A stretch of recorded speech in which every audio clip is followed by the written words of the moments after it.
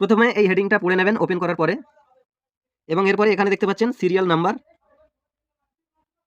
এরপরে data source, function কি PWL বা গ্রিভিয়েন্স এরকম একটা ডাটা সোর্স আছে। আচ্ছা, এরপরে দেখতে পাচ্ছেন ব্লক এলজিডি কোড, এখানে আপনাদের ব্লকের নাম আছে, আপনাদের ব্লক অনুযায়ী খুঁজে নেবেন।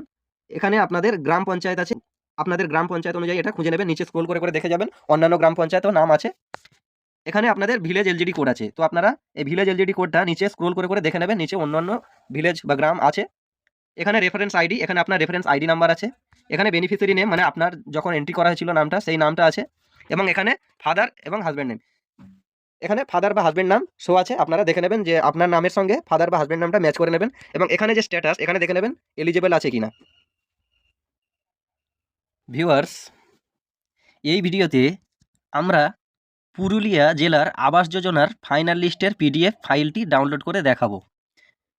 পুরুলিয়া জেলার আবাস যোজনার ফাইনাল লিস্টে যারা নির্বাচিত হয়েছেন তাদের নাম এবং অন্যান্য গুরুত্বপূর্ণ তথ্য দেওয়া রয়েছে। আমি আপনাদের দেখাবো কিভাবে সহজেই এই ফাইনাল লিস্ট পিডিএফ ফাইলটি ডাউনলোড করতে পারেন এবং কিভাবে আপনার নাম সেখানে খুঁজে পাবেন। যদি আপনার আবেদন এই লিস্টে অন্তর্ভুক্ত হয়ে থাকে তবে আপনার জন্য এটি একটি গুরুত্বপূর্ণ পদক্ষেপ।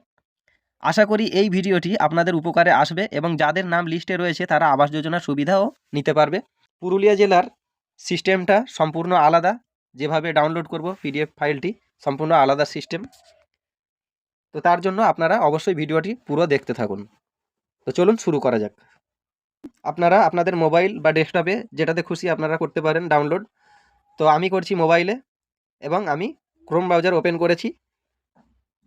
আপনারা চাইলে ক্রোম ব্রাউজার ওপেন করতে পারেন বা যে কোনো ব্রাউজার ওপেন করেও এই কাজটি করতে পারেন। তো সার্চ বারে আমরা টাইপ করব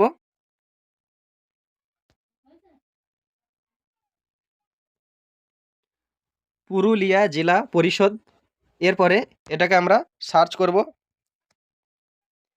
সার্চ করার পরে এমন একটি ইন্টারফেস আসবে, অবশ্যই আপনারা ডেস্কটপ সাইটটা করে নেবেন, কেননা আমি মোবাইল থেকে করছি, আপনারাও মোবাইল থেকে করলে ডেস্কটপ সাইটটা অবশ্যই করে নেবেন।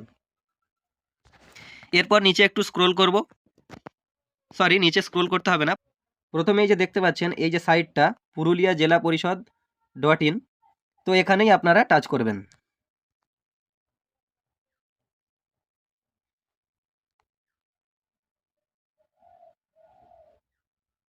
এরকম একটি ইন্টারফেস চলে আসবে, নিচে থেকে একটি নোটিফিকেশান লেখা বারবার যাচ্ছে আসছে, এটা আপনারা ফলো করবেন। এই যে দেখুন এই যে নোটিফিকেশানটাই আসছে, এই তো এই নোটিফিকেশানটাই আপনারা টাচ করবেন। এখানে টাচ করার পরে এই নোটিফিকেশানটা টাচ করার পরে আপনারা ওপেন করবেন। প্রথমে এই হেডিংটা পড়ে নেবেন ওপেন করার পরে, এবং এরপরে এখানে দেখতে পাচ্ছেন সিরিয়াল নাম্বার,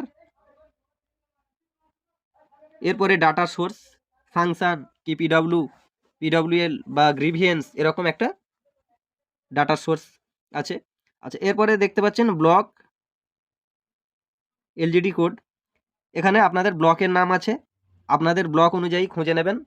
এখানে আপনাদের গ্রাম পঞ্চায়েত আছে, আপনাদের গ্রাম পঞ্চায়েত অনুযায়ী এটা খুঁজে নেবেন, নিচে স্ক্রল করে দেখে যাবেন অন্যান্য গ্রাম পঞ্চায়েতও নাম আছে। এখানে আপনাদের ভিলেজ এলজিডি কোড আছে, তো আপনারা এই ভিলেজ এলজিডি কোডটা নিচে স্ক্রল করে দেখে নেবেন, নিচে অন্যান্য ভিলেজ বা গ্রাম আছে। এখানে রেফারেন্স আইডি, এখানে আপনার রেফারেন্স আইডি নাম্বার আছে। এখানে বেনিফিশিয়ারি নেম, মানে আপনার যখন এন্ট্রি করা হয়েছিল নামটা, সেই নামটা আছে। এবং এখানে ফাদার এবং হাজব্যান্ড নেম, এখানে ফাদার বা হাজব্যান্ড নাম শো আছে, আপনারা দেখে নেবেন যে আপনার নামের সঙ্গে ফাদার বা হাজব্যান্ড নামটা ম্যাচ করে নেবেন। এবং এখানে যে স্ট্যাটাস, এখানে দেখে নেবেন এলিজিবল আছে কিনা। তো এটা শুধুমাত্র পুরুলিয়া জেলার জন্য ভিডিওটি বানানো।